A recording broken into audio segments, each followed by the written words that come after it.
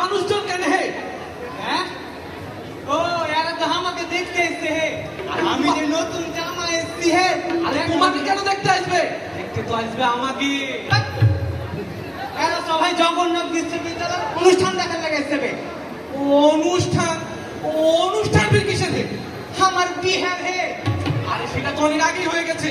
তাহলে আমার নানি কেমন করে আসলো? আর আমার নানির বাড়ি থেকে আমার মা কেমন করে আসলো? তার বাড়ি থেকে আমি বা কেমন করে এতে যা দেখো দেখো। আর তুমি যদি এখানে একটা আলাপ চালে যাবে পাও, তাহলে আমারও বিয়েটা হয়ে যায়। একটা ফের দেখামো কথা, ফের দেখামো কথা। থাম ওখানে থাম। আজকাল পহেলা বৈশাখ যাবে, এটারই অনুষ্ঠান দেখার লেগে এত গালা মানুষজন এখানে এসছে। ও আচ্ছা, আর তাইলে পয়লা বৈশাখের কাহিনীটা একটু বহা দাও কেন? কাজে কইতে হবে, ওরা জানে না। আমি 100% গ্যারান্টি, ওরা জানুক আর না জানুক, তুই জানিস না, এটা আমি কইতে পারি। ওসব বাদ দাও, কাহিনীটা কাও কেন? কাহিনী শুনবি? তাহলে শুন। আর এখানে আপনারা যারা আছে সবাই একটু মনোযোগ দিয়ে শুনেন। আগে তার আগে কহা, তুই রাজা শশাঙ্ককে চিনিস? রাজা শশাঙ্ক? এটা ফির কোন মামুর বেটা আছে? এটা আমার শ্বশুর আছে, আর তোমার নানির বাপ আছে। আর সে তো কবে পটল তুলছে।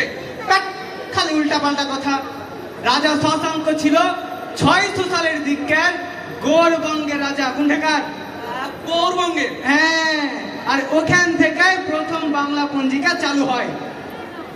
মাথায় কিছু ঢুকলো? কিন্তু দাদা আমি তো কিছুই বুঝতে পারলাম।